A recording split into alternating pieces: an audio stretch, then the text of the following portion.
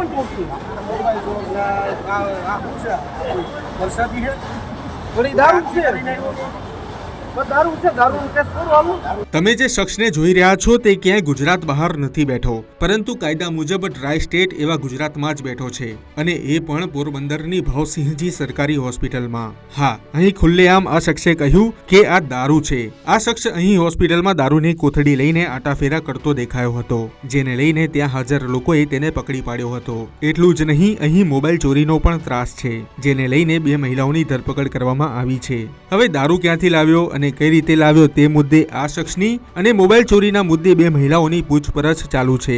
આ બંને બનાવને લઈને હોસ્પિટલની સુરક્ષા પર સવાલ ઊભા થયા છે. આ ઘટના જ્યારે બની તે સમયે હોસ્પિટલમાં હાજર દર્દીઓના પરિવારજનોમાં પણ ચિંતાનો માહોલ ઊભો થયો છે.